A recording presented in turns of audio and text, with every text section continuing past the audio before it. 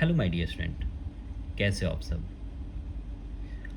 आज बेटा इस वीडियो में हम 3 टॉपिक्स कवर करने जा रहे हैं और सबसे अनोखी बात ये है कि ये टॉपिक्स आपके 12th में और 10th वालों के लिए, ठीक है। 10th और 12th दोनों के लिए ही इम्पॉर्टेंट है और यानी ये आपको 10th के भी फिजिक्स में मिल जाएगा टॉपिक और 12th के भी फिजिक्स में मिल जाएगा और एज इट इज़ इस हिसाब से इसको बना रहा हूँ कि दोनों ही क्लास के बच्चों के लिए इम्पॉर्टेंट साबित हो जाए, ठीक है। तो without wasting the time we are continue with the first topic. अपना फर्स्ट टॉपिक है हीटिंग इफेक्ट ऑफ करंट और Joule's law as it is बेटा। ये आपके 10th में भी होगा और 12th में भी होगा, ठीक है। तो यानी इसको हम ये देख रहे हैं कि यहाँ एक रेजिस्टेंस लगा हुआ है, फिर यहाँ वोल्टेज पोटेंशियल डिफरेंस हमने अप्लाई कर रखा, फिर इसके वजह से करंट फ्लो हो रहा है, ठीक है। अब जो हीटिंग इफेक्ट है या जूल्स लॉ, यानी हीटिंग इफेक्ट को ही जूल्स ने दिया था, ठीक है। जूल्स एक साइंटिस्ट थे जिन्होंने इसके बारे में कुछ बातें कहा था। तो इनके अकॉर्डिंग क्या है, when current is allowed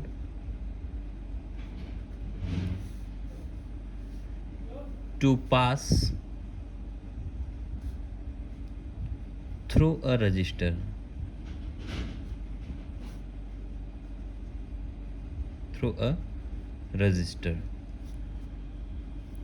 then electrical energy get converted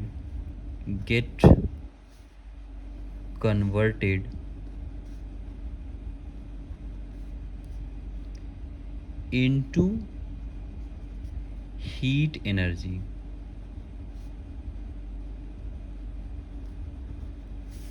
ठीक है।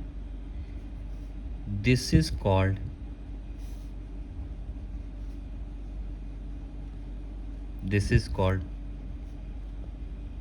heating effect of current, ठीक है बेटा। यानी यहाँ ये कह रहा है कि इलेक्ट्रिकल एनर्जी जो है हम अप्लाई कर रहे हैं वो कन्वर्ट करेगा हीट एनर्जी में, वो कन्वर्ट हो जाएगा हीट एनर्जी में। उसी को हम हीटिंग इफेक्ट ऑफ करंट बोलते हैं या जूल्स लॉ ऑफ हीटिंग बोल सकते हैं। तो इसको हम इस कदर देखते हैं। ये तो थ्योरी रह गई, डेफिनेशन रह गया, लेकिन अब इसको डिराइव हम कैसे करते हैं। Late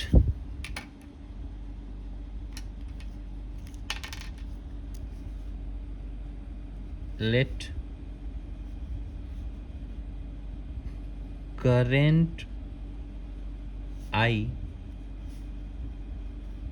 is supplied through a resistor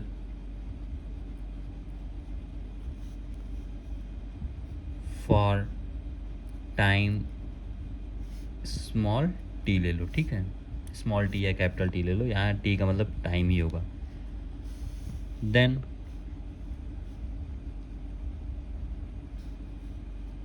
जो हीट प्रोड्यूस होगा, then heat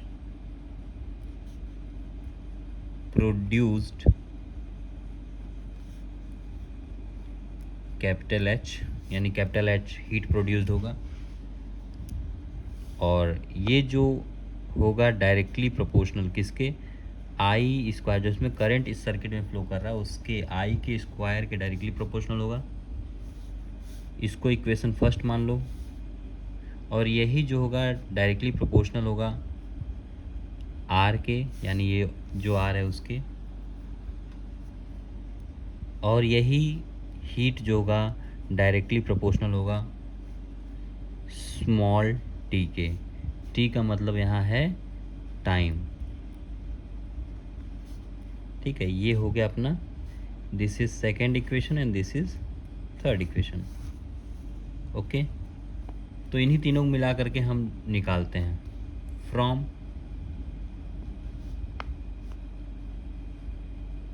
equation first, second and third, we get क्या h proportionality to the I square R T. ठीक है, यही जो होता है बेटा, यही जो होता है इसी को हम क्या कहते हैं, इसी को हम बोलते हैं जूल्स लॉ। इसी को हम बोलते हैं जूल्स लॉ, या इसको कंप्लीट कर दो जूल्स लॉ ऑफ हीटिंग, क्योंकि जूल्स ने बहुत लॉ दिया तो उसमें कन्फ्यूज़न हो जाती है। तो ये जूल्स लॉ ऑफ हीटिंग, इसी चीज़ को बेटा यानी तीनों मिला के कुछ कांस्टेंट निकलेगा, और कांस्टेंट 1 2 3 कुछ भी हो सकता है। तो यानी हम क्या करेंगे, यही जो हीट है इसका दूसरा फॉर्म हो जाएगा H equals to I square R T. ठीक है, आई स्क्वायर आर टी, तो यहाँ से अपना निकल आता है। तो बेटा इसके डिफरेंट फॉर्म, इस फॉर्मूले के डिफरेंट फॉर्म और जो अपने न्यूमेरिकल में इंपॉर्टेंट होते हैं उनको भी हम देखेंगे इसी वीडियो में। तो जैसे हम देख रहे हैं यहाँ कैसे निकलेगा, therefore V equals to I R, ये हमको पता है ओम्स लॉ से। तो जो नेक्स्ट फॉर्मूला इसका बनेगा उसको हम देखेंगे, जो डिफरेंट टाइप के फॉर्मूला, इसी फॉर्मूले के डिफरेंट फॉर्म है। तो यही H इक्वल्स टू, अगर आई आर टी हो जो हमने यहाँ पढ़ा है तो डायरेक्ट क्या होगा, आई स्क्वायर आर टी। और अगर मानो आर ना हो, ठीक है, वी आर की जगह वी हो जाए फॉर्मूले में, अगर न्यूमेरिकल में दिया है तो उसमें हम क्या देखेंगे, वी आई टी। ठीक, और फिर इसके बाद अगर आई ही ना दिया हो तो क्या होगा, वी स्क्वायर आर टी। ठीक है, तो ये डिफरेंट टाइप के फॉर्मूलेज हैं जो अलग अलग समय पे अप्लाई होगा, यानी ये जूल्स लॉ ऑफ हीटिंग है। और ये इससे जो न्यूमेरिकल में फॉर्मूला यूज़ होगा कि तो ये या फिर ये, तीनों अलग अलग कंडीशंस में अप्लाई होंगे। जूल्स लॉ ऑफ हीटिंग से ये फॉर्मूला बना है। ठीक है, नेक्स्ट टॉपिक हम स्टार्ट करते हैं। नेक्स्ट टॉपिक अपना है इलेक्ट्रिकल एनर्जी।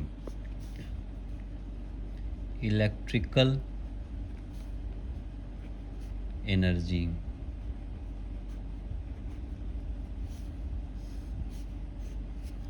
इलेक्ट्रिकल एनर्जी क्या होता है, इसको डायरेक्ट देखते हैं। The amount of work done by source of, या सोर्स टू मेंटेन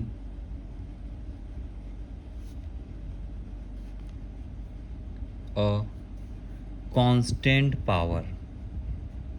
ये बेटा मैं शॉर्ट में कांस्टेंट लिखता हूँ, ये मत सोचना स्पेलिंग मिस्टेक है। ठीक है, constant power supply in current is called क्या, इलेक्ट्रिकल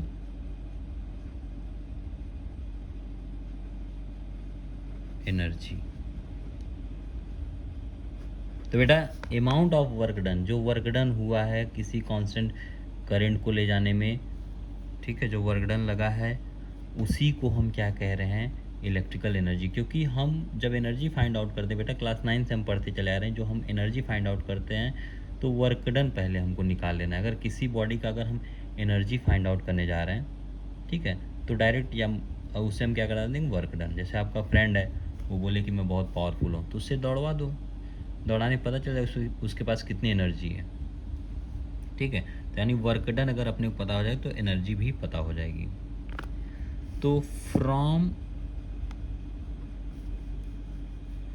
पोटेंशियल डिफरेंस, जो पोटेंशियल डिफरेंस का फॉर्मूला है,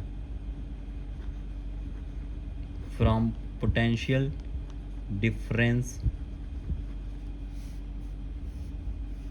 V equals to W upon Q। यहाँ जो W है बेटा, ये आपको समझ लेना है वर्क डन है, ठीक है, W अपॉन Q। तो यहाँ जो निकल के आएगा, W की वैल्यू यहाँ से निकालो, वो क्या होगा, V into Q, V dot Q, यानी ये इधर मल्टीप्लाई हो जाएगा, तो ये अपना निकल के आ गया।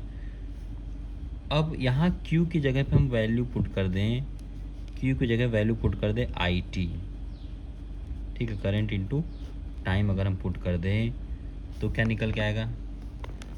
सो इस हिसाब से वर्क डन, Q की जगह पे IT रख रहे हैं, VIT निकल के आ गया बेटा, ठीक। एक ये है और एक है W इक्वल्स टू, अब इसको डिफरेंट टाइप में हम देखने जाएंगे तो क्या होगा, अगर VIT है तो मानो ये फॉर्मूला हो गया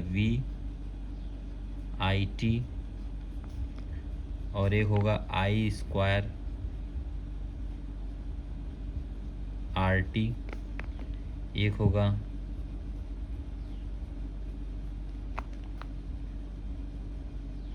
V स्क्वायर RT, ठीक है। तो इसको ज़रा फिर से एक बार देख लेते हैं, यानी ये क्या हुआ, इसमें थोड़ा हौच-पौच हो गया। इसको देखेंगे, W इक्वल्स टू VIT, या इसको कह दो I स्क्वायर R, या फिर दूसरा वाला जो फॉर्मूला होगा V स्क्वायर RT।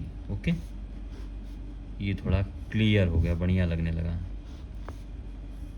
तो यानी ये 3 फॉर्मूलाज हैं जिनसे हम न्यूमेरिकल को सॉल्व कर सकते हैं।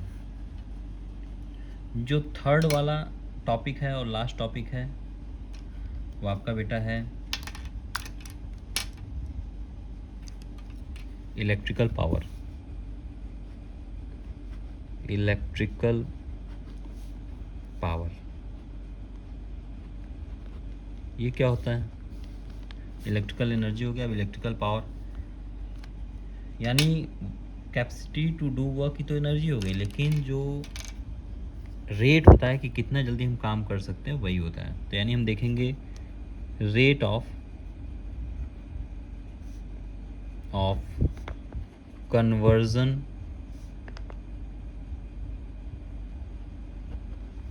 Of electrical energy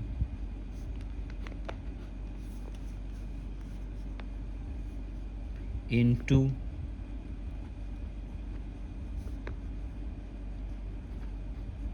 other form is called electrical power, ठीक।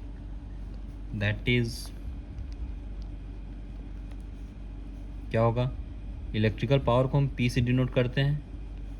ये जो होगा work done upon time, work done कितना टाइम लग रहा है, कितना फास्ट हो रहा है, रेट यानी टाइम लग जाएगा। तो यानी यहाँ हम देखेंगे बेटा VIT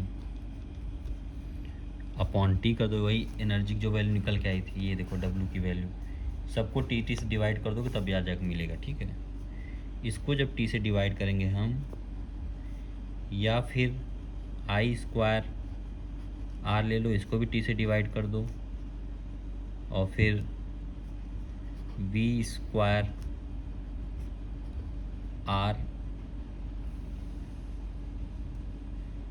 T को भी किससे डिवाइड कर दो, T से। तो यानी यहाँ कटने के बाद कितना आ गया बेटा, जैसे मानो ये T से कट गया, और यहाँ एक T रहता था ना, यानी हम क्या देखेंगे, यहाँ लिखना भूल गया, ठीक है, सॉरी। तो यानी यहाँ हम देखेंगे बेटा, यहाँ एक इससे कट जाएगा, यहाँ भी टी होगा, यहीं से देखे थे हम लोग। फिर इसके बाद यहाँ क्या होगा, ये इससे कट गया, बचा क्या बेटा, P equals to V I बचा है यहाँ, equals to I square R बच गया, equals to V square R हो गया। ये फॉर्मूला बेटा बहुत इम्पॉर्टेंट है आपके न्यूमेरिकल्स के लिए, चाहे आपका 10th क्लास का हो या 12th क्लास का हो, दोनों ही क्लास के लिए बहुत ज़्यादा इम्पॉर्टेंट है। ठीक है, ओके, मिलते हैं नेक्स्ट वीडियो में, तब तक के लिए thank you, take care, bye bye.